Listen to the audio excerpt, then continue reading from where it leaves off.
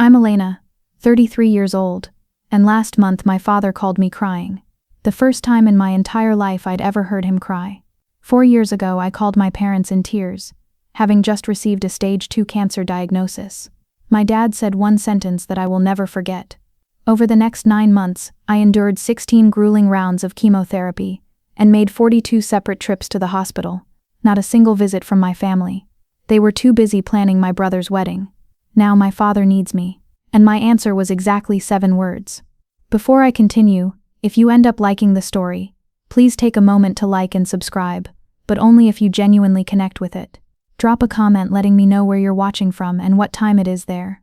Now let me take you back to the day my life split into before and after. My laptop screen glared at me. Slack notifications exploded in the corner of my monitor. Ping, ping, ping. I was a senior graphic designer at a Chicago agency, buried under a massive fintech campaign. My coffee was lukewarm. My shoulders were tight with the kind of stress I usually thrived on. I clicked to open another file, my brain mapping out color palettes and grids, blocking out the noise of the busy office. Then my cell phone buzzed. An unknown number. I almost ignored it. I was in the zone, deep in the flow of my work, but a heavy, unexplainable knot pulled at my stomach. My fingers hovered over the screen. I picked it up. "Miss Vance? This is Dr. Sterling's office." The air in the room suddenly felt too thin to breathe. I stared at the exposed brick wall across from my desk, at the expensive espresso machine in the break room where 2 coworkers were laughing. Their laughter sounded a million miles away. "We have your biopsy results," the nurse said. Her voice was too careful, too practiced. "Dr. Sterling would like you to come in tomorrow. Can you be here at 1 p.m.? I don't remember leaving work. I didn't taste my dinner that night. I didn't sleep. Every time I closed my eyes, the shadows in my quiet Evanston apartment stretched and twisted into terrifying shapes.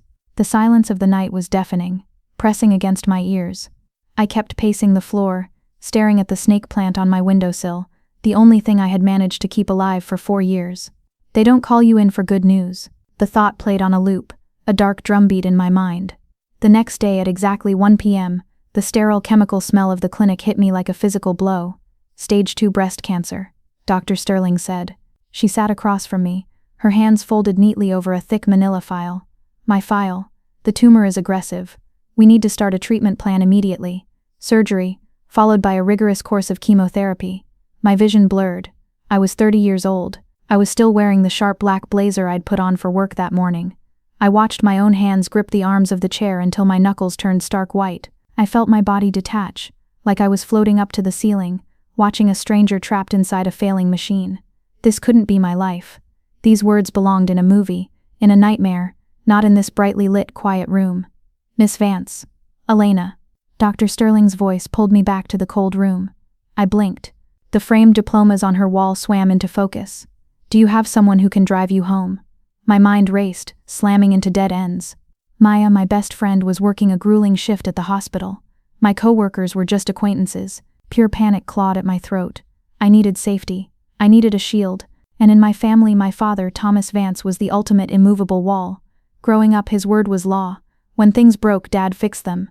Even though I was always second best to my younger brother, Liam, I still reached for my father in the dark, because when the monster is real, you call your dad. "I'll call my father," I whispered, my voice sounding like dry leaves. I stumbled out of the doctor's office and found a cold wooden bench in the long, empty hallway. The fluorescent lights buzzed above me like angry hornets. My hands shook so violently I dropped my phone onto the linoleum floor. I snatched it up, my heart hammering against my ribs like a trapped bird. It took 4 tries to tap his contact name. I pressed the phone to my ear. It began to ring, echoing in my head like a ticking bomb. The phone rang once, twice, 3 times. Each ring scraped against my raw nerves. I squeezed my eyes shut, picturing his house. The heavy mahogany doors. The perfectly vacuumed carpets. Click. "Elena, what is it? I'm in the middle of something." His voice was sharp, carrying that familiar impatience that usually made me shrink. But today, it just sounded metallic and far away. In the background I heard my mother's voice, muffled but frantic. "Are you sure they picked the right cream for the napkins?" It was always about Liam, my younger brother, the golden child. If Liam sneezed, my parents bought out the pharmacy. When Liam got into a fancy private college, my dad wrote the massive check with a proud smile, never batting an eye. When I went to a state school, I took out $92,000 in student loans because Dad told me flatly that girls don't need expensive degrees. Now Liam was marrying Chloe, a perfectly pleasant woman with a perfectly boring job in HR. Their September wedding, still 5 months away, had swallowed my family whole like a black hole. Every breath they took, every dinner they ate, was consumed by floral arrangements and Pinterest boards. "Dad," I choked out. The hospital hallway spun slowly around me. "I just came from the doctor. I have cancer. Stage 2. I stopped breathing. I waited for the shift. The exact moment my father would drop his annoyance, drop the wedding talk, and become the protector I desperately needed. Nothing. Just dead, heavy silence through the speaker. I could hear his steady, even breathing. I could hear the faint clinking of fine silverware from their kitchen. "Dad, did you hear me?" More silence. The kind of silence that feels like falling down a dark, bottomless shaft. "Elena," he finally said. His voice didn't soften. It tightened. "I need to tell you something." He paused. I gripped the edge of the wooden bench, my fingernails digging into the grain. "Come home. We will fix this. You are my daughter." I wrote the script in my head, begging him to read the lines. "Dad, it's aggressive." I pushed the words out, faster now, pure panic leaking into my voice. "I need surgery. Then I have to start chemotherapy right away. I'm really scared." Tears broke free, spilling hot and fast down my face. A nurse walked past, her soft rubber shoes squeaking on the linoleum. She gave me a quick, pitying look and kept walking, her eyes dropping to her clipboard. I turned my face toward the blank white wall, pressing the phone harder against my ear. 12 seconds passed. I counted them. "Elena, listen." His voice turned hard and flat. It was the exact tone he used to close a bad business deal. "Your mother and we can't deal with this right now." My heart physically hurt, a sharp cracking pain in my chest that stole the air from the room. "What?" I whispered. "Your brother is planning his wedding. Do you understand? The wedding is in 5 months. There is so much to do. We just can't take this on right now." I opened my mouth, but no sound came out. My throat closed up. "You're a strong girl, Elena. You've always been independent. It's early stage, right? You'll figure it out. You'll figure it out." The words hit me like a slap to the face. "I have to go," he said briskly, his tone rushing now. "Liam and Chloe are pulling into the driveway. We have to finalize the venue deposit." Click. The line went dead. The silence buzzed in my ear. I pulled the phone away. The screen showed the call had ended. I sat on that hard wooden bench for 50 minutes. Doctors in white coats rushed by. Families huddled in tight circles, holding hands. People were fighting for their lives, and people were dying right in this building. I was just another ghost in the hallway, having the kind of day that shatters your world into tiny, unfixable pieces. I wanted to scream. A wedding is one day, cancer is every day. But I didn't scream. My design background had trained me to organize chaos, to document, file, and protect my work. As the shock settled deep into my bones, my hands stopped shaking. My mind turned terrifyingly cold and clear. I looked down at the call log on my screen. 2:15 p.m. Duration 3 minutes 12 seconds. I pressed the buttons on my phone. Snap. I took a screenshot. I opened my photo gallery and created a new folder. I typed one word for the title. Family. I dropped the image inside. It was just a picture, but it felt like a shield.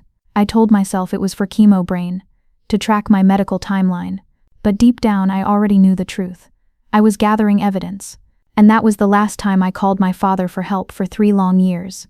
2 weeks later, the raw, pulling pain of the lumpectomy scar burned against my seatbelt. I drove myself to the hospital. Every bump in the road sent a sharp warning through my chest. I gripped the steering wheel, watching the gray Chicago sky press down on the city. The radio was off. The silence in the car felt thick and heavy. The infusion center was on the 5th floor. It was a large circular room with a low, constant hum of machines and the sharp smell of rubbing alcohol. Reclining chairs formed a half moon, each hooked up to a tall metal IV stand and a small television on a metal arm. It looked like a terrible waiting room disguised as a spa. I checked in, my signature shaking on the forms, and was pointed toward chair 9. A nurse with warm eyes and reading glasses hanging from a beaded chain walked over. Her name tag read Brenda. She moved with practiced, quiet efficiency, cleaning the port they had surgically placed in my chest. "First time?" she asked gently. I nodded, staring straight ahead. My throat was too tight to speak. Brenda paused, her hands hovering over the IV tubes. She glanced at the empty plastic chair beside mine, her brow furrowed just a fraction. "It's okay to be nervous, honey," she said, her voice dropping to a soft, careful whisper. Most people bring someone with them. The needle clicked into place. A wave of ice-cold fluid began to crawl up my vein. I looked around the room, mapping the space like one of my design grids. Everywhere I looked, I saw connection. I saw the vibrant colors of life that I was missing. In chair 4, a woman lay back while her husband held her hand with a white-knuckled grip, whispering things that made a tired smile break across her face. In chair 6, a pale teenager stared at the ceiling while his mother read aloud from The Lord of the Rings, her voice steady and brave. In chair 2, an old man sipped homemade soup from a thermos his daughter had brought him. And then there was chair 9. Just me, the negative space, the empty background. With my free hand, I pulled out my phone. My fingers were already turning numb from the cold drip. I opened the text thread with my mother. Starting chemo today. I'm scared. I hit send. I watched the little delivered marker appear. I set the phone on my lap and waited. I watched the clock on the wall tick away the minutes. 10 minutes, 30, an hour, 2 hours. The poison dripped steadily into my heart, and my phone screen remained black. 5 hours later, the reality of the chemicals hit me. I was home, curled into a tight ball on the cold, hard tiles of my bathroom floor. The nausea was a living, breathing monster tearing at my stomach. The drive home had been a nightmare of blurred vision and sudden violent stops on the side of the road. Now the bathroom was completely dark except for the street lamp shining weakly through the frosted glass. Suddenly, my phone buzzed on the counter above me. The sudden light made my head pound. I dragged my heavy, shaking arm up and pulled the phone down to the floor. Mom. My breath hitched. I opened the message. Hang in there, sweetie. Mom's at the florist with Chloe picking centerpieces. Orchids or tulips. What do you think? I stopped breathing. The cold from the bathroom tile seemed to seep straight into my bones, freezing my blood. I stared at the glowing letters until they blurred together. I was dry heaving, my body fighting a war on the floor of an empty apartment, and she was comparing flowers. My thumb moved automatically. Snap. I took a screenshot. I moved it to the folder named Family. Then, with fingers that felt like lid, I typed back. Tulips are nice. I didn't tell her I couldn't stand up. I didn't tell her I was terrified of dying alone in this dark room. What was the point of screaming if the people you loved had plugged their ears? I officially met Maya Sullivan during my 4th chemo session. I had seen her flyers around the hospital. She was a nurse practitioner who ran a cancer support group. I had ignored them, but today, I was fading. My hair had started falling out in long, terrifying strands in the shower. A deep, relentless ache lived in my bones. I felt like a ghost. I was staring blankly at the TV when Maya walked over. She had bright red curls pulled back into a tight ponytail, and sharp, intelligent eyes that didn't hold a drop of pity. She pulled up the empty plastic chair beside me and sat down heavily. You're always alone, she said. It wasn't a question. I stiffened, pulling my cardigan tighter around my shoulders. I'm fine. I didn't ask if you were fine, she replied smoothly, holding my gaze. I stated that you're always alone. There's a big difference. I should have pushed her away. I should have given her my professional, polite agency smile and told her I was working. But the cold drip was in my veins, and the silence of the past few weeks had nearly broken me. My family is busy, I heard myself say. My voice cracked. I swallowed hard. With my brother's wedding. Maya didn't flinch, but her eyes darkened. The muscles in her jaw tightened. When's the wedding? September. And when is your last scheduled chemo session? November. Maya nodded very slowly. The silence stretched between us, thick with everything she understood without me having to say it. She reached into her canvas tote bag and pulled out a heavy leather-bound notebook. I give these to the patients in my group, she said, sliding it onto my lap. It's a patient journey journal. You use it to track symptoms, meds, the stuff you'll forget. But look at the back pages. I opened the heavy cover and flipped to the back. There was a grid printed there. Support log. It had columns for the date, appointment type, and accompanied by. It helps the staff know who is on your care team, Maya said softly, her eyes tracking my expression. And honestly, Elena, sometimes it just helps you see your own reality on paper. You can't fight a war if you don't know who is actually in the trenches with you. I kept that leather book with me like a shield. I took it to the blood draws, the terrifying MRI scans, the surgical consultations, and all 16 rounds of the poison that saved my life. And after every single visit, sitting in my car in the cold parking garage, I opened to the back pages. Under the accompanied by column, my pen scratched against the paper in the silence. None. None. None. For 42 consecutive lines I wrote the exact same word, and every single time the ink dried, I held up my phone, took a picture and added it to the folder. September rolled into Chicago with a sharp cold wind that rattled the window panes of my apartment. Inside, the air was heavy with the smell of bleach and peppermint oil, the only scent that didn't make my stomach turn. Liam's wedding was exactly 4 days away. I was caught deep in the middle of my treatment cycle. The nausea wasn't just a feeling anymore. It was a constant low-frequency hum vibrating in my bones. I had lost weight. My clothes hung off my frame like they belonged to a stranger. I wasn't asked to be in the wedding party. No bridesmaid dress. No reading. Not even a request to light a candle. But I had mapped out a plan in my head. I would slip into the back pew of the church. I would wear a nice silk scarf over my bald head. I would stay just long enough to see my brother get married, and then I would fade out before the reception. Then my phone vibrated against the glass coffee table. The sound shattered the silence of the room. Dad. He rarely called. When he did, it was usually to deliver an instruction. I stared at the screen, my heart doing a strange, painful flutter. Stupid, stubborn hope flared in my chest. They're calling to arrange a car so I don't have to drive. They want to make sure I have a comfortable seat near the exit. I took a slow, shallow breath and swiped to answer. Hi, Dad. Elena. He started. His tone was brisk, clipped. It was the exact voice of a client about to reject a design pitch. About the wedding. Your mother and I have been talking. Okay, I whispered. I closed my eyes, waiting for the lifeline. I heard him shift on the other end, a sharp intake of breath. We think it's best if you don't attend. The spark of hope in my chest snuffed out instantly. The air in my apartment turned freezing cold. You understand, he continued. He spoke slowly. The way you explain a simple rule to a slow child. You look unwell, Elena. You've lost so much weight. Your hair. He cleared his throat. It sounded like sandpaper. It's Liam's special day. We don't want anything to distract from it, or overshadow it. I sat perfectly still on my sofa. As a designer, I understood exactly what he was saying. I was a visual flaw, a harsh, ugly reality that would ruin the perfect symmetry of their expensive, curated event. Distract, meaning my pale, sick face. Overshadow, meaning the guests would whisper about the dying sister instead of admiring the $85,000 floral arrangements. They didn't want to answer uncomfortable questions about why they were throwing a massive party while their daughter was fighting for her life. I see, I breathed. It's just easier this way. For everyone, he added, his voice hardening, finalizing the transaction. You need your rest anyway. He didn't wait for me to argue. He didn't ask how I was feeling. I understand, I said, and God help me, I did. In that cold, quiet moment, I finally understood the exact math of my family's love. The line went dead. Saturday, September 12th, arrived. The wedding happened without me. I spent the afternoon lying on my bathroom floor, recovering from another brutal round of chemicals, staring at the grout between the tiles. When the sun went down, the silence of my apartment became suffocating. Like a moth drawn to a flame, I opened my laptop. The screen glowed in the dark room. I opened Facebook. There it was, the top of my feed. My mother's post had been up for 3 hours and already had 315 likes. My designer's eye automatically analyzed the photos. The lighting was flawless. The composition was perfect.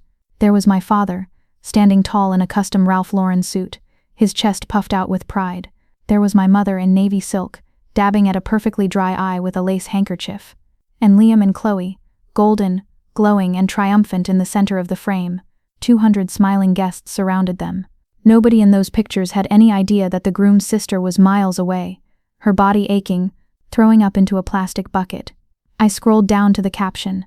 10 words, typed out for the whole world to see. The happiest day of our family's life. We are complete. My stomach twisted violently.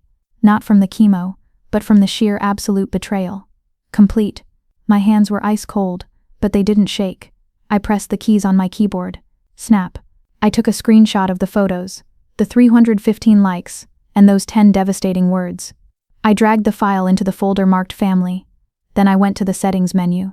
With 2 clicks, I deactivated my Facebook account. I closed the laptop. The room went pitch black. Some things you just don't need to see twice. 4 weeks after the wedding, the cold Chicago autumn crept under my windowsills. But the real freeze was happening inside my apartment, right on my dining table. As a senior designer for a fintech company, my job was to make numbers look beautiful. I built sleek, trustworthy graphics for wealth management apps. I understood data. I understood budgets. And looking at the mountain of envelopes piled on my table, I understood exactly how fast I was sinking. My insurance covered a lot. I had a good corporate plan, But cancer is a business, and a lot is not the same as everything. The out-of-pocket maximums hit first. Then came the deductibles. Then the copays for the specialists. The breaking point was the anti-nausea medication. My insurance company labeled it non-formulary, a fancy word that meant they wouldn't pay for the only pill that kept me from vomiting up my own stomach lining. I arranged the bills on the table, lining up the edges perfectly, like one of my design grids. The final number sat at the bottom of my legal pad, staring up at me like a threat. $53,000. That was the exact price tag on my survival. I didn't have it. I had already burned through my small savings just to pay my rent while on partial medical leave. If I looked out my window, I could see the empty parking space where my car used to be. I had sold it 3 weeks ago. I canceled my Netflix, my gym membership, my magazine subscriptions. My refrigerator held nothing but a bag of rice and whatever cheap vegetables were on clearance. I was stripping my life down to the bare studs, but it wasn't enough. Then, the hospital billing department started calling. Every morning at 9:15 a.m., panic became a physical weight sitting on my chest. I couldn't sleep. The stress was making my hair fall out faster. I was drowning in a perfectly quiet room. So I did something I had sworn on my life I would never do again. I broke my own rule. I picked up my phone and opened my father's contact. My thumbs hovered over the keyboard. My pride fought a bitter war against my fear. But desperation makes you do terrible things. Desperation makes you forget how little you mean to people. "Dad, I'm in trouble," I typed. My hands were shaking so badly I kept hitting the wrong keys. "The medical bills are piling up and I'm drowning. Could I borrow some money? Just to cover the out-of-pocket limits. I'll pay it back." I stared at the screen for 15 minutes. The cursor blinked. A steady, rhythmic pulse. Blink. Blink. It felt like a detonator. If I pressed send, I was opening the door to his judgment. But if I didn't, I was going to lose my apartment. I closed my eyes, took a ragged breath, and pressed send. Then, the waiting began. I didn't move from the sofa. I watched the clock on the microwave. 1 hour passed. The sun began to dip below the buildings outside, casting long gray shadows across my living room floor. 2 hours. The apartment grew cold. My bones ached with the familiar deep-set pain of the chemo. Every time a car drove by outside, my heart jumped into my throat. 3 hours. The silence in the room was so heavy it felt like water filling my lungs. Why wasn't he answering? Was he talking to Mom? Were they figuring out how much they could send? At exactly 5:42 p.m., the phone vibrated against my leg. The screen lit up in the darkening room. "Dad." I grabbed it, my heart pounding so hard I could hear it in my ears. I opened the message. "Your mother and I just finished paying for Liam's wedding. We went over budget. We don't have extra right now. Have you looked into a personal loan? Your credit should be good enough." I read the words. Then I read them again, and a third time.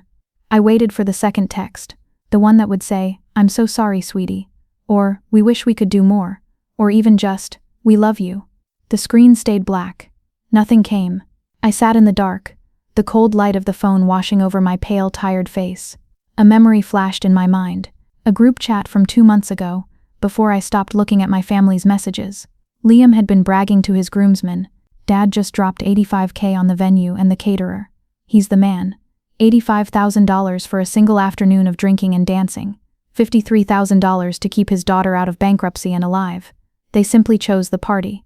A strange, unnatural calm washed over me. It was the absolute death of hope, and in a way it was freeing.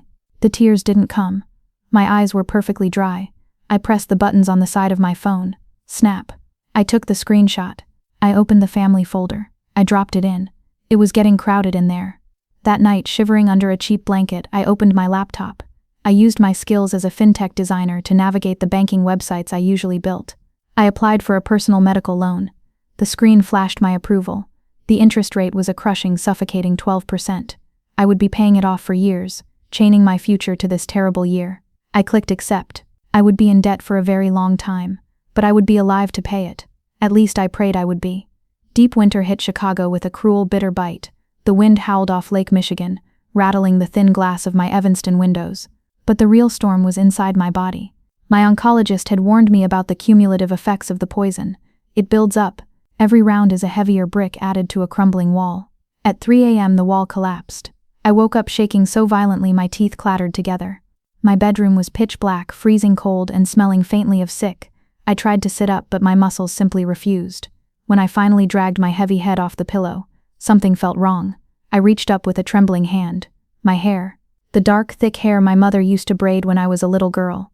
It didn't just shed, it came away in massive, terrifying clumps. Panic, cold and sharp, pierced my chest. I turned on the small bedside lamp. The pale yellow light revealed my pillow. It was covered in dark webs of my own hair. My breath hitched. I was a designer. My entire life was built on controlling how things looked. Now my own body was a terrifying, uncontrollable mess. Suddenly my stomach convulsed. I didn't have time to stand. I crawled. My bare knees scraped against the hardwood floor. I dragged myself across the dark hallway and collapsed onto the icy bathroom tiles, wrapping my arms around the toilet. My body tried to violently reject every single cell it contained. I vomited until my vision went completely black at the edges. When there was nothing left, I dry heaved until I thought my ribs would snap in half. I was dying. That was the only thought my brain could process. I am dying on this cold floor, and no one knows. At 3:42 a.m., I pulled my phone from the pocket of my sweatpants. My fingers were stiff and blue. I found my mother's name. I pressed the green button. I pressed the phone against my ear, curling into a tight, shivering ball on the floor. Ring. Please, I thought, closing my eyes tight. Please just be a mother right now. Ring. Ring. The sound echoed in the silent bathroom. Ring. Ring. 9 times. Then, the mechanical click of voicemail. I choked back a sob. I hit redial. Ring. Ring. Voicemail. I dialed a 3rd time. My tears mixed with the cold sweat on my face, dripping onto the screen. Voicemail. The silence of the apartment rushed back in, heavier and darker than before. I couldn't breathe. My chest was a tight drum of pure terror. I was entirely, completely alone. At 4:10 a.m., with the last ounce of energy I had, I opened a text to Maya. My thumbs shook so hard I could barely type. I think I need help. I didn't even know if she was awake. She was a nurse. Her shifts were crazy. I dropped the phone on the tiles, closed my eyes and waited for the end. 35 minutes later, the heavy sound of my front door unlocking jolted me awake. Maya had demanded a spare key 2 weeks ago. I heard quick, purposeful footsteps crossing the hardwood. Maya appeared in the bathroom doorway. She was still wearing her blue hospital scrubs.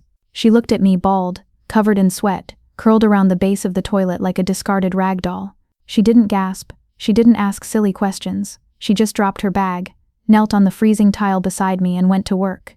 Maya didn't say a word. She ran a washcloth under warm water and gently wiped the sickened sweat from my face. She pulled a thick blanket from my bedroom and wrapped it tightly around my shaking shoulders. She sat back against the bathtub, pulled my heavy head into her lap, and stroked what was left of my hair until the sun finally broke through the gray winter clouds. At 11:15 a.m., sunlight was streaming through my kitchen window. Maya was brewing chamomile tea, the soft clinking of the mug the only sound in the quiet apartment. My phone buzzed on the counter. The screen flashed. Mom. I stared at it. My chest felt hollow, completely scraped out. I answered, putting it on speaker so my hands wouldn't drop it. Hi, Mom. My voice was a raspy, broken whisper. Sweetie.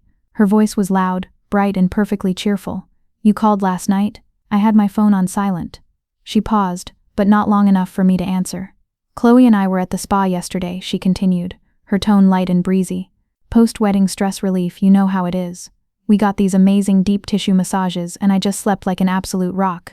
I was so exhausted. Exhausted. The word hung in the air. I looked up. I caught my reflection in the small mirror by the door. I saw a woman with dark circles under hollow eyes, bruises on her arms from IV needles, and a bald head. I looked at Maya, who had stopped pouring the tea. Maya's jaw was locked tight, her eyes burning with a fierce protective anger as she listened to my mother complain about spa fatigue. Anyway, my mother chirped, what did you need? The silence stretched for 3 seconds. My brain ran 1,000 calculations. I could scream. I could tell her I almost died. I could beg for her to care. But as I looked at Maya, standing in my kitchen in her wrinkled scrubs, I realized something profound. I already had someone who cared. My mother wasn't a protector. She was just a biological fact. Nothing, Mom, I said smoothly. My voice was steady now, cold. Oh good. Well, call anytime, okay? Love you. Click. She hung up before I even had the chance to say it back. I didn't cry. The tears were completely gone. I picked up the phone, took a screenshot of the call log, and dragged it into the family folder. As the little file icon disappeared into the folder, I finally understood what family meant to them. It meant convenience. If you were easy, if you were pretty, if you made them look good, you were family. If you were sick, you were a burden. I know a lot of you watching this video might have been through something similar. You've been abandoned by the exact people who were supposed to love you when the lights went out. If you're nodding right now, if you know this exact terrible pain, drop a me too in the comments. You are not alone. And if you're sitting there wondering what happened when my father finally realized he needed me, keep watching, because what comes next is a masterclass in karma. I promise you, you won't see it coming. But first, let me tell you how I survived the ashes they left me in. 3 years later, Dr. Sterling's office was just as quiet and bright as I remembered, but the air felt entirely different today. It didn't feel like a room built for bad news anymore. No evidence of disease, Dr. Sterling said, her eyes crinkling into a warm, genuine smile over my medical chart. 3 years in remission. I walked out of the clinic, took the elevator down to the concrete parking garage, got into my car and gripped the leather steering wheel, and then I cried for 2 solid hours. Not sad tears, not even happy tears. Exactly. Just a violent, shaking release of a breath I had been holding for 4 long years. The heavy, dark ghost that had been sitting on my chest was finally gone. A lot had changed. It turns out staring directly at your own expiration date burns away all your fear of asking for what you're worth. I pitched harder at work. I demanded more. I was promoted to art director. My boss, Julian, a man with sharp suits and a sharper mind, had mentored me through my worst days. He was more of a father figure during those 3 years than my own blood had been in 30. With my new massive bump in salary and sign-on equity, I logged into my banking portal and hit submit on the final payment of that suffocating 12% medical loan. $53,000, completely gone. I packed up my painful memories and left Evanston. I rented a gorgeous sunlit apartment in Lincoln Park. Massive windows overlooked the steel blue water of Lake Michigan. My battered snake plant sat proudly on the sill, surviving against all odds, right alongside me. I bought myself a thick navy blue cashmere scarf. It was soft, luxurious, and the very first expensive thing I had bought in years that wasn't a hospital bill. Maya and I were closer than ever. She came over every Friday for dinner, acting less like a friend and more like the fiercely loyal sister I never had. As for my family, they were ghosts. 3 years of utter silence, broken only by a generic birthday emoji or a copy-pasted Happy New Year text. I knew they had neatly rewritten history in their heads. Elena had a little health scare, she overreacted, and now she's just holding a silly grudge. I let them live in that delusion. I had built a beautiful, peaceful fortress with my own 2 hands, and they were not invited inside. Then came a Friday evening in November. I was standing at my kitchen island. Fresh salmon sizzled in a hot cast iron pan. The smell of garlic and roasted vegetables filled the warm air. A healthy recipe I had perfected during chemo when I needed absolute control over what went into my body. I was reaching for a spatula when my phone lit up on the marble counter. It vibrated. Once. Twice. I glanced down. The name on the screen made the breath freeze in my throat. Dad. The pan popped loudly with hot oil. I stared at the screen. My heart kicked into a heavy primal rhythm. Flight or fight. 3 years of absolute silence. Why now? My first instinct was to let it go to voicemail. Let it ring out into the void. But a dark curiosity, or maybe the tiny damaged part of me that still wanted to see how far they would go, made me reach out. I swiped the screen. Hello? My voice was guarded, perfectly flat. Hello, Elena. I gripped the edge of the cool marble counter. His voice was wrong. It wasn't the booming, immovable force that used to command rooms and dictate my entire life. It sounded thin, hollow, uncertain. I need to see you. No. How are you? No, I miss you. Not even a fake. It's been too long. Just, I need. What's going on, Dad? I asked, flipping the heat off on the stove. The salmon hissed in the sudden quiet. A long, strained pause stretched over the line. In the background, I heard the faint, muffled sound of my mother's voice, frantic and whispering. I've been diagnosed with something, he finally said. The words seemed to physically choke him. Parkinson's disease. Early stage, they say. But, he trailed off into a heavy, defeated silence. I stood perfectly still in my beautiful kitchen. I didn't feel shock. I didn't feel a sudden rush of tears.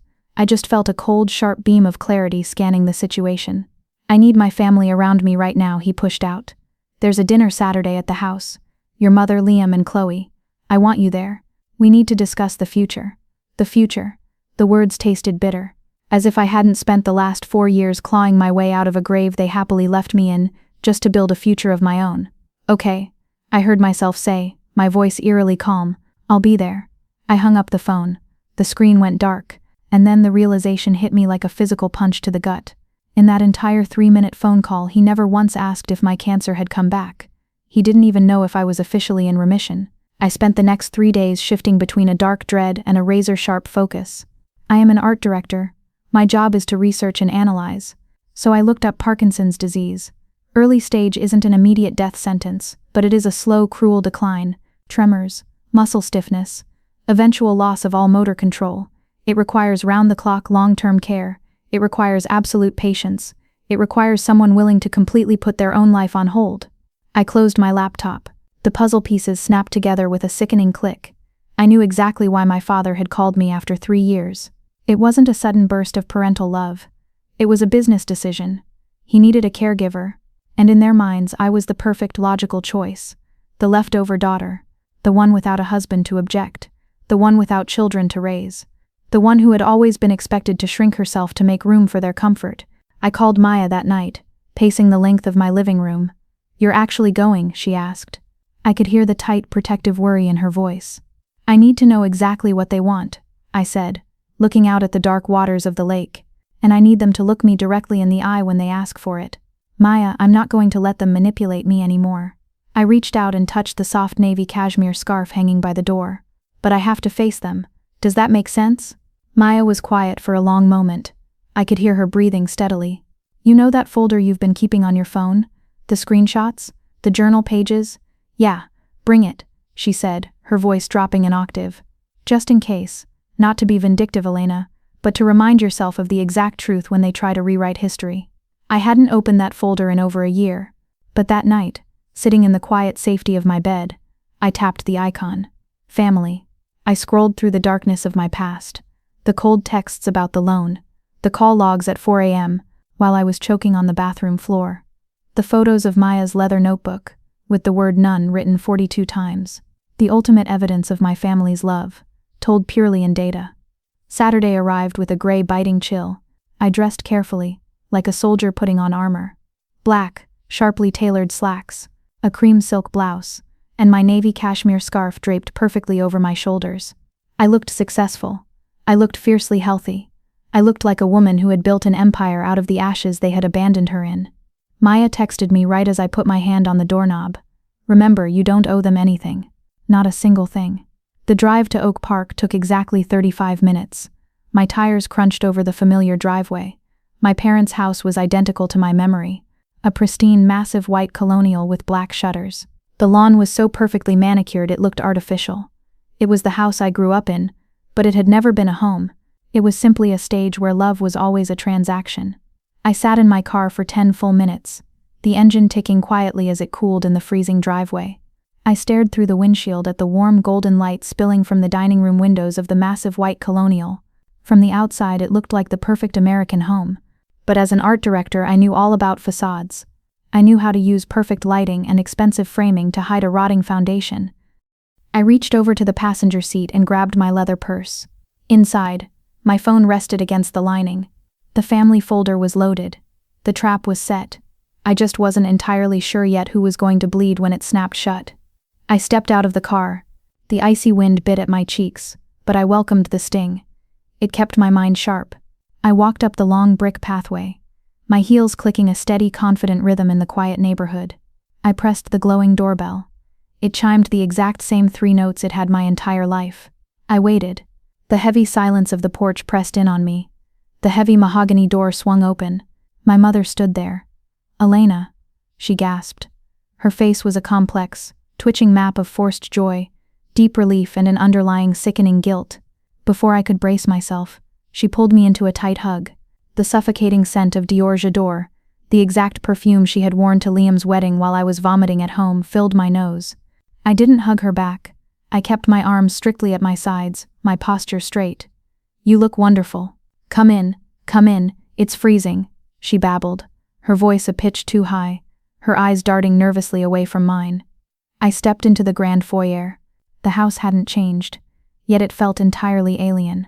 The grandfather clock ticked heavily in the corner. Tick, tick, tick. Every sound in the house felt magnified. I walked past the grand staircase and looked at the hallway wall. The family photos were still there, arranged chronologically in expensive silver frames. My designer's eye scanned the timeline. There was Liam's high school graduation, Liam's college acceptance, Liam's massive, sprawling wedding. I kept looking for myself, and then, with a cold, clinical detachment, I realized the truth. The timeline stopped including me around my 21st birthday. I was frozen in a single awkward college photo in the corner.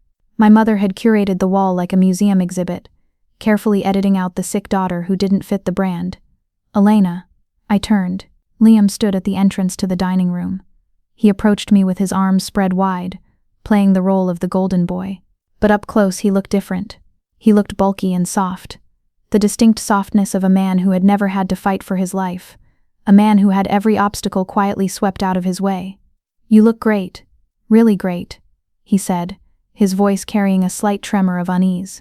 His eyes flicked quickly to my hair, which had grown back into a sleek dark bob, and then quickly away.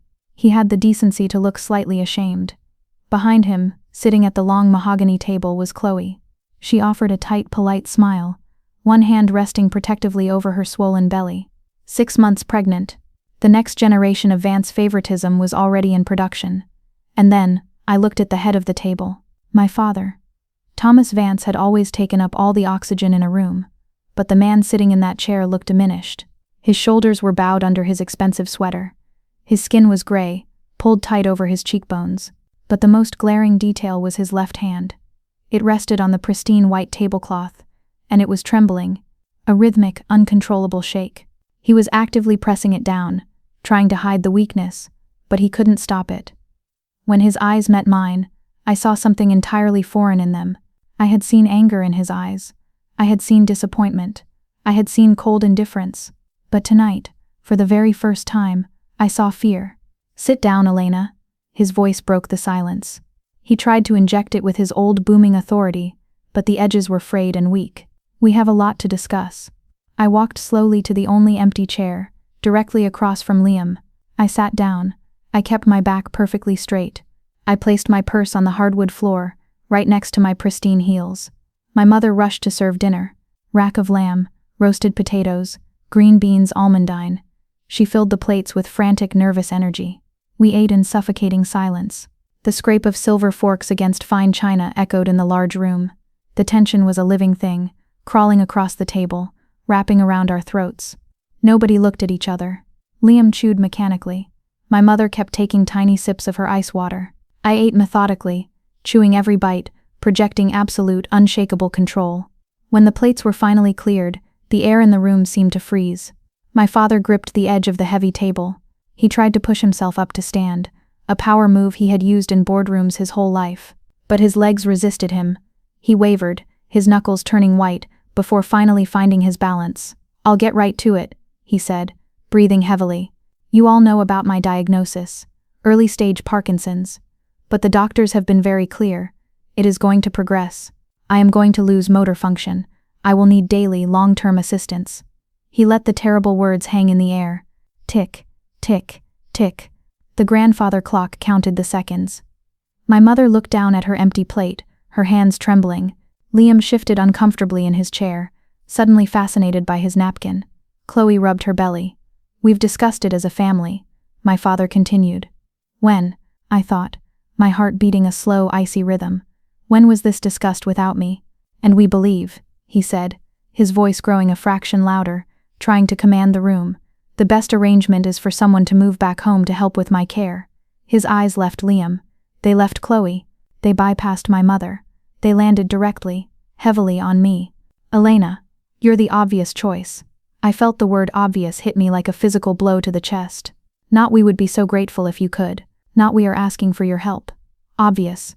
Because I was the leftover child, the one without a husband, the one without a baby, the one whose life in their eyes was entirely empty and available to be consumed. "You can work your little design job from home, can't you?" he stated, waving his shaking hand dismissively. "You don't have a family of your own to worry about. Your mother has already had your old bedroom prepared. It's time you came back and contributed to this family." Contributed. The audacity of the word was breathtaking. As if I had been lounging on a tropical beach for the last 3 years while they suffered. As if I hadn't crawled through absolute hell, completely alone, just to survive. Liam finally looked up, his face set in a mask of practiced reason. "It makes sense, Elle. Really, with the baby coming, And my new promotion at the firm. Chloe and I just can't be in two places at once. You understand. We need someone here. I looked at Liam's entitlement. I looked at my mother's passive, pleading face. I looked at my father's trembling hand. And slowly I smiled. A cold, flat smile that didn't reach my eyes. You have a responsibility to this family, Elena, my mother added softly, using the gentle, wounded tone she always used for emotional blackmail. Your father needs you. I leaned forward, resting my forearms on the mahogany table. The room went dead silent. Think very carefully about what you are asking me to do, I said quietly. My voice was eerily calm. It didn't shake. My father's face darkened. A flash of his old vicious temper flared in his eyes. He hated being challenged. We are not asking, Elena, he snapped, his voice cracking like a whip. We are telling you what needs to happen. You are the daughter. This is what daughters do. This is what daughters do. The words hung in the air like toxic smoke. For a split second, I felt the old, deeply ingrained pressure to fold, to shrink myself into a tiny box so they could be comfortable, to be the good girl. But the frightened, desperate woman who used to do that had died on a freezing bathroom floor 3 years ago, choking on chemo and abandonment. The woman sitting in this chair was a survivor. Before I answer, I said, my voice dropping to a deadly whisper, I want to ask you something, Dad. He blinked, clearly thrown off balance. People didn't ask Thomas Vance questions when he was giving orders. When was the last time you asked how I was doing? The silence that followed was absolute. When was the last time, I continued, my gaze locking onto his, trapping him. You asked if I was even still alive. My mother's frozen smile cracked and shattered. Liam suddenly grabbed his water glass, his knuckles white. Chloe leaned back in her chair, her eyes widening, sensing the detonation that was about to level the room. What are you talking about? My father deflected, waving his hand again, though the tremor was much worse now. You look perfectly healthy to me. You had a scare. You handled it. We are talking about the present. We are talking about my health. A scare. I let out a dry, harsh laugh that echoed off the crystal chandelier. I had stage 2, highly aggressive cancer, Dad. I had a piece of my own body surgically removed. I went through 16 rounds of chemotherapy that felt like battery acid burning through my veins. I lost my hair. I lost 18 pounds. I took out a $53,000 high-interest loan because you explicitly told me you couldn't help me. My father's mouth opened, but no sound came out. He sank slowly back into his chair. And here is the part I really need you to understand, I said, reaching down toward the floor, my fingers wrapping around the cool leather of my purse. My hands were as steady as a surgeon's. I have been in remission for 3 years. But you didn't know that, did you? Because you never asked. Not once. I pulled my phone from the dark depths of my purse. It felt heavier than a brick in my steady hands. It was my digital vault. My weapon. You didn't ask, I said, my voice dropping until it was barely a breath. Because you simply didn't want to know. My mother let out a sharp, wounded gasp. Her hands flew to her face, and the tears started instantly. But as I watched her, I noticed the dry edges of her eyes. It was the same performative, silent crying she always used when she wanted to look fragile and avoid blame. That's not fair, Elena, she sobbed, peering at me through her fingers. We were dealing with the wedding. We were overwhelmed. We didn't know it was that serious. Stop, I said coldly. My tone froze the tears right on her face. You knew exactly how serious it was, Mom. You just chose to minimize it so you wouldn't feel guilty about prioritizing a party over your daughter's life. Come on, Liam interjected. He leaned forward, holding his hands up like a referee trying to stop a fight. The golden boy playing peacemaker to protect the peace of his perfect life. We honestly didn't realize, if we had known you were struggling that badly. I said stop. I held up my hand. The absolute authority in my voice made him snap his mouth shut. Just stop lying. All of you. I unlocked my phone.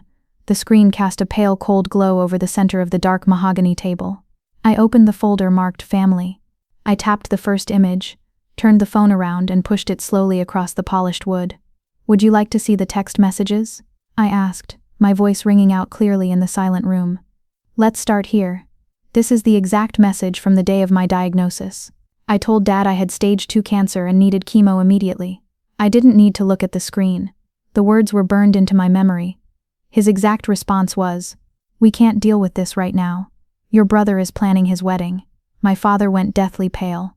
The gray color seemed to drain completely from his face, leaving him looking hollowed out. His trembling hand twitched violently against his leg. I didn't mean it like that, he stammered, his eyes darting to the glowing screen. Didn't you? I swiped to the next photo. Would you like to see the texts where I swallowed every ounce of my pride and begged you for financial help to avoid bankruptcy? And you told me to go to a bank to get a loan because you had just dropped $85,000 on Liam's caterers and venue. Liam's head snapped up. The blood rushed to his cheeks. Beside him, Chloe stiffened. She looked at Liam, her eyes wide with absolute unmasked horror. 85,000, she whispered, her voice trembling. For one day. Liam swallowed hard, refusing to look at his pregnant wife.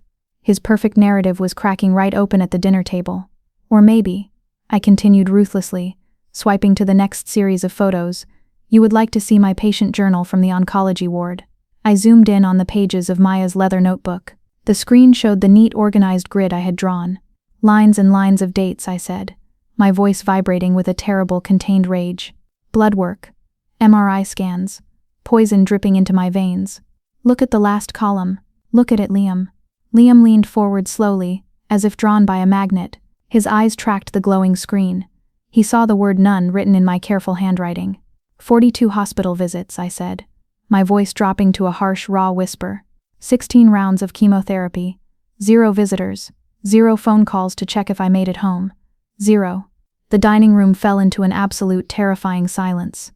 The only sound was the grandfather clock ticking in the hall, and my father's rapid, uneven breathing. My mother finally reached out, her hands shaking violently, and pulled the phone toward her. She began to swipe. With every picture, with every time-stamped proof of their profound failure, a fresh sob tore from her throat. Real tears this time. Her mascara ran dark and thick down her pale cheeks. I don't understand, she wailed, her voice breaking into a horrible, desperate sound. Why didn't you make us listen? I shouldn't have to force my own mother to care if I live or die. I finally shouted. The sound of my voice seemed to shake the crystal chandelier above us. I looked at my father. He hadn't moved an inch. He was staring at the glowing phone in my mother's hands like it was a loaded gun pointed directly at his chest. I don't need anyone to apologize, I said, smoothing my silk blouse, regaining my cold composure. I just needed you to look directly at the truth before you ask me what I am going to do next. My father finally found his voice. It was cracked, pathetic, stripped of all its former glory. I almost laughed at the sheer blind arrogance of the man. Forward? You want to just gloss over it? Treat it like a bad design draft we can just delete? Whatever happened then? He said, waving his trembling hand dismissively, falling back into his old commanding patterns because it was the only defense mechanism he had left. We need to focus on what is happening right now. You are my daughter. I need a caregiver. Chloe cleared her throat. It was a small sound, but it cut through the room like a knife. Thomas, she said. Her voice was completely stripped of its usual sweet, polite deference. She stared at her father-in-law with pure disgust. Did you really tell her to go get a high-interest bank loan while you paid for our wedding? My father's jaw worked silently. He didn't answer. You knew, Liam said quietly, staring blindly at the table. The golden boy's entire illusion was shattering into dust. Dad, you knew she was going into debt. There were considerations, my father suddenly exploded, his composure breaking entirely. He slammed his right hand onto the table, rattling the silver forks. The wedding deposits were non-refundable. The timing was complicated. It was a business decision. Considerations. I stood up slowly. The chair scraped loudly against the hardwood floor. I reached across the table, retrieved my phone from my weeping mother's hands, and dropped it securely back into my purse. Well, let me give you some of my considerations. My mother suddenly lunged forward, grabbing my wrist with a desperate claw-like grip. Please, Elena, don't do this. We're family. I looked down at her hand. Then very gently, but with absolute firmness, I pried her fingers off my arm, one by one. Family. I let the word echo in the cold room. Let me tell you what family actually means, Mom. Family means answering the phone at 3 a.m. when your child is vomiting so hard she is coughing up blood. Family means visiting your daughter in the hospital, at least once, to hold her hand. Family is the exhausted nurse who held my hair back because my own mother was too busy getting a deep tissue massage at a luxury spa. My mother covered her face with both hands and wailed, crumbling into her chair. I turned my burning gaze to my father. You don't get to command me anymore. I am not your backup plan. I am not the leftover consolation prize. I have a brilliant career. I have a beautiful home. I have friends who actually love me, And I built every single piece of it while fighting a war you left me to die in. I pointed a sharp finger directly at Liam. He flinched. You have a son. A golden son, whose one single afternoon of celebration was worth more to you than my entire life. Why don't you ask him to quit his job, wipe your mouth, and manage your medications? Liam looked completely terrified. The blood had drained from his face. I can't, he stammered, shrinking back. I have responsibilities. The baby, my career, so did I. I stared him down until he couldn't hold my gaze and looked at the floor in shame. I had a career, I had a life, I had cancer, and I handled all of it, in the dark, entirely alone. I picked up my purse. I turned my back on the mahogany table and took a step toward the hallway. Elena, please. The sound stopped me dead in my tracks. It was a sound I had never heard in 33 years. It was my father. I turned around. Tears were streaming down his gray-lined face. Thomas Vance, the immovable object, the king of the castle, was crying. His shoulders shook violently. I'm sorry, he choked out, the words tearing out of his throat. I know I failed you. I know it, but I'm scared, Elena. I'm so terrified of what's happening to my body. I need you. Please. You're my daughter. For one brief, treacherous, heartbreaking second, the ghost of the little girl inside me wanted to run to him, to finally be the hero, to finally earn the love she had spent her whole life begging for, but I had buried that little girl a long time ago. Dad, I said. My voice was completely steady. It was clear, bright, and utterly devoid of pity. I hear you, and I understand that you're scared, but there is something I need you to remember. I took one single step closer to him, holding his terrified eyes. 4 years ago, I called you crying. I told you I had aggressive cancer. I was terrified of dying. And do you know what you said to me? He just wept, shaking his head side to side, trapped in his own nightmare. You said we can't deal with this right now. I let the words settle over the dining room. I let them freeze the air in their lungs. I watched the realization of his own terrible karma crash down over his head. So here is my answer, Dad. I looked him dead in the eye, delivering the final fatal blow with absolute precision. I can't deal with this right now. 7 words. His exact words. I watched those words land on the heavy mahogany table like stones. My mother let out a sharp, ragged gasp, as if all the air had been violently sucked from her lungs. Liam's jaw actually dropped, his mask of perfection completely shattered. But my father just stared at me. The full, crushing weight of his own karma finally landed squarely on his chest. The booming, untouchable CEO was gone. In his place was just a terrified, sick old man realizing that the bridge he had burned was the only one that could have saved him. I didn't wait for his reply. The project was closed. The file was saved. There was nothing left to design here. I turned and walked out of the dining room. I didn't run. I took my time. I walked down the long hallway, past the expensive silver frames and the photos that didn't include me. I walked past the ticking grandfather clock and under the crystal chandelier. Elena, wait. Liam's voice echoed frantically from the doorway behind me. I heard my mother weeping hysterically, the sound high and desperate. Please don't do this. Elle, come on, we love you. I stopped with my hand on the cold brass knob of the front door. I looked back at them one last time. They were standing in the grand foyer. My mother was clinging to Liam's arm. Liam looked completely overwhelmed, drowning in a reality he had never been trained to survive. And standing a few feet away, entirely separate from them, was Chloe. She wasn't crying. She was watching me leave with a quiet, undeniable look of pure respect.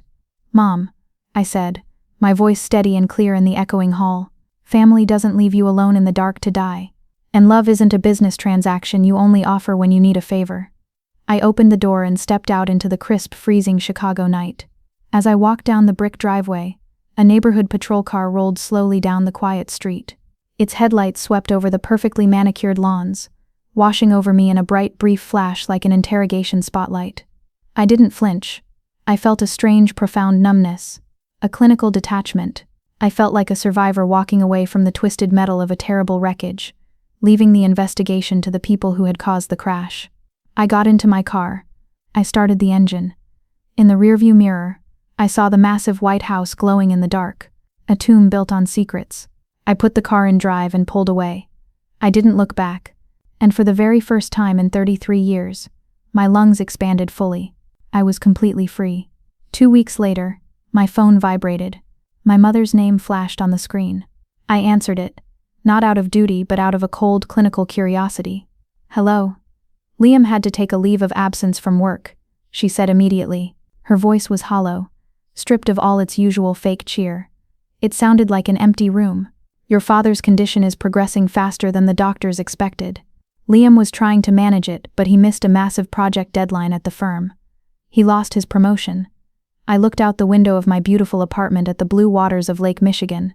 I felt a tiny pang of sympathy for the terrible situation, but not for my brother. The golden boy was finally learning the crushing cost of sacrifice. Chloe is severely stressed, my mother continued, her voice trembling now. She told Liam last night that if he doesn't hire a full-time nurse with his own money, she's packing her bags and moving in with her sister until the baby is born. She said she is starting to understand exactly why you left. A heavy silence fell over the line. Thanks for the update, Mom, I said smoothly. Will you? She hesitated, her breath catching. Will you ever come back? No, I replied, without a single ounce of hesitation. But I really hope Liam figures it out. I pressed the red button and ended the call. A month later, the final pieces of the wreckage washed ashore. First came a text message from my mother. It wasn't full of excuses. It wasn't defensive. It was the first real unedited truth she had ever given me. I see what we did, she wrote. I see it now. I am not asking for your forgiveness, Elena. I know I don't deserve it. I just want you to know that I am so sorry. I stared at the glowing letters. I felt a strange sense of peace. It was a boundary, finally respected. I told her I appreciated the words, but I needed my space. She never pushed again. Then 3 days later, a thick envelope arrived in my mailbox. Inside was a letter from my father. It was handwritten. The ink was uneven, the letters shaky and jagged, the undeniable penmanship of a man whose own body was betraying him. I failed you, he wrote. I chose your brother's happiness over your survival. I was a coward, and I will carry that deep shame until the day I die. You are so much stronger than I ever was. I lost you, Elena. Not because of this disease, but because I simply wasn't the father you deserved. That Friday evening, Maya was sitting at my kitchen island, sipping a glass of red wine. I slid the letter across the marble counter to her. She read it in silence, her eyes scanning the jagged handwriting. How do you feel? She asked softly, looking up at me. Sad for him, I admitted honestly, leaning against the counter. I really am, but I don't feel guilty. You can't pour yourself empty trying to fill a cup that has a massive hole in the bottom. I took the letter, folded it neatly, and placed it in the back of my desk drawer. I didn't reply. I didn't need to. I had learned the most valuable lesson of my life. I didn't owe anyone my forgiveness on their timeline. Today, I am thriving. I am the art director of my own design team.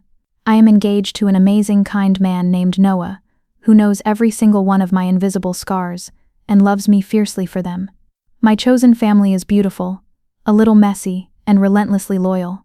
If you are listening to this, and you have ever been the designated scapegoat, if you have been abandoned in the dark by the exact people who share your blood, please hear me. It is not your fault. You are allowed to set hard boundaries, and you are allowed to protect your peace. Keeping receipts isn't about being vindictive. It is about protecting your sanity when manipulators try to rewrite your history. Those 7 words I threw back at my father weren't cruel. They were simply a mirror. Sometimes the most powerful thing you can do is hold up that mirror, walk away, and let them see the truth. Family isn't blood. Family is exactly who shows up when you have absolutely nothing left to give. If Elena's journey struck a chord with the quiet, unspoken truths you've carried in your own life, you belong here. There is a profound, raw intensity in bringing these stories into the light, and honoring the sheer resilience it takes to rebuild from the ashes. If you found a reflection of your own strength in this story, please take a moment to like and subscribe. Join a community that truly understands the depth of healing and the triumph of walking away. Stay connected with us for more unapologetic, powerful stories just like this one, because your survival is beautiful, and we are here to celebrate it.